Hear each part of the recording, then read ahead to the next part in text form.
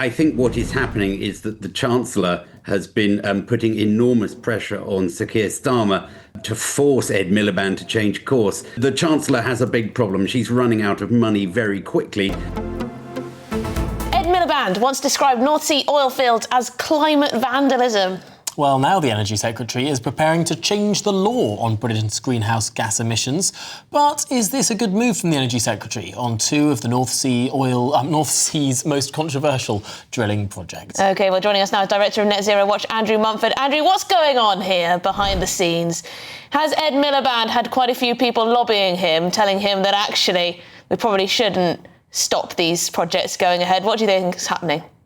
I think what is happening is that the Chancellor has been putting enormous pressure on Sir Keir Starmer to force Ed Miliband to change course. Ed Miliband, I think, he's absolutely against these projects. He is nothing if not a fanatic on these subjects. But the Chancellor has a big problem. She's running out of money very quickly.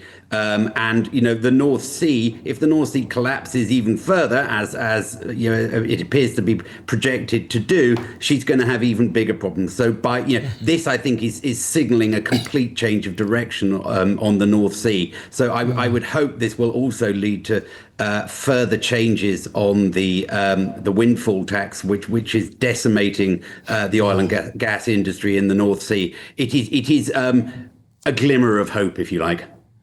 Andrew, it is fascinating, that analysis, because, of course, it stands to reason. If you pump oil and you sell that oil and you sell that gas, you get money. You get a lot of tax revenue that helps the Chancellor plug her financial black hole. And you see that with oil-rich nations. They're rich nations. But listening to Ed Miliband for the last 20 years or so, and people like him, he's been saying that we've been subsidising North Sea oil and gas. You often hear this accusation that we're wasting money subsidising our oil and gas sector. I mean, clearly that's nonsense.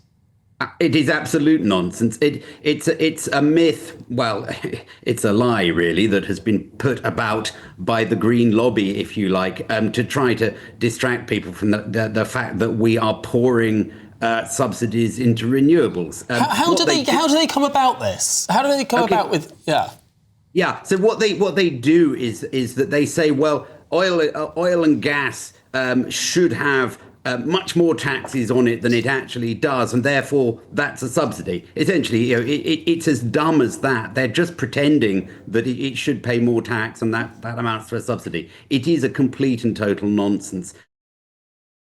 Using the internet without a VPN, a virtual private network, is a bit like taking to the road without car insurance. All it takes is one unlucky moment to cost you a lot of cash. This video's sponsor is Private Internet Access. They are the VPN to help keep you safe.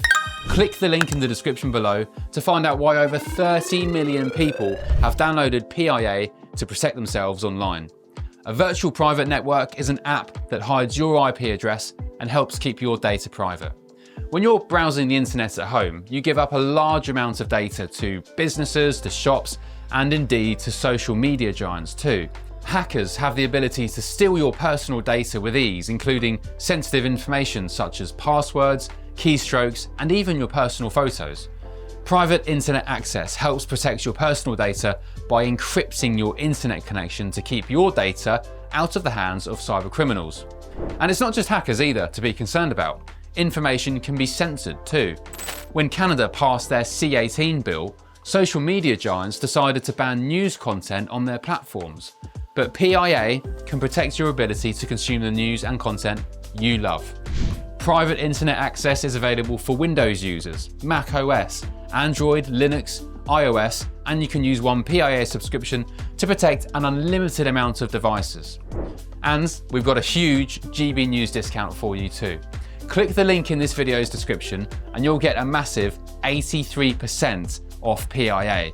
That's under £2 a month, the price of a coffee, and you'll get an extra 4 months completely free on top. Also, there's a 30-day money-back guarantee too. Visit piavpn.com/GB News to start protecting yourself digitally today.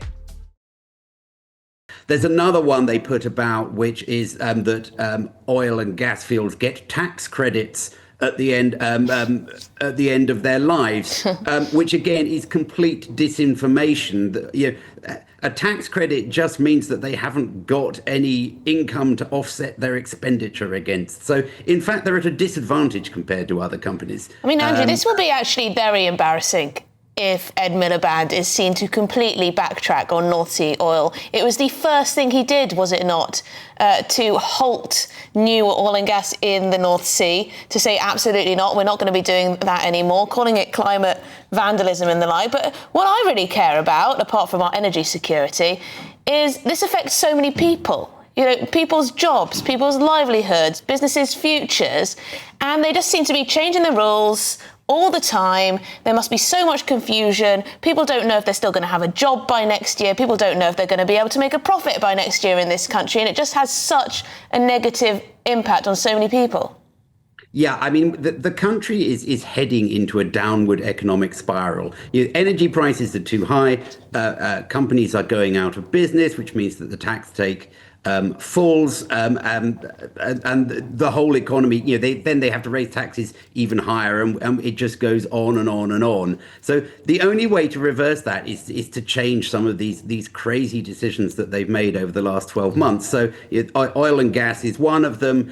We're also hearing that they may change direction on non-doms, on trying to get some of the rich people back to the UK, or at least to stop them leaving, which will help shore up tax revenues as well. So that's good. I think they have to look at the windfall tax as well. I think that's very important if we're going to get the oil and gas industry. Yes, on that point, Andrew, I mean, this change in the law only takes us back to where we were, 12 or so months ago, when there was that ruling that said that new oil and gas projects wouldn't fit within the carbon budget that was set by the Climate Change Committee, because you have to take into account not just the carbon emissions of the project, but the carbon emissions of burning the oil or the gas wherever that is done later down the line, which of course makes basically any fossil fuel extraction not fit within that carbon budget set by the Climate Change Committee. I mean, this is only taking us back to where we were 12 months ago, and the industry was still suffering.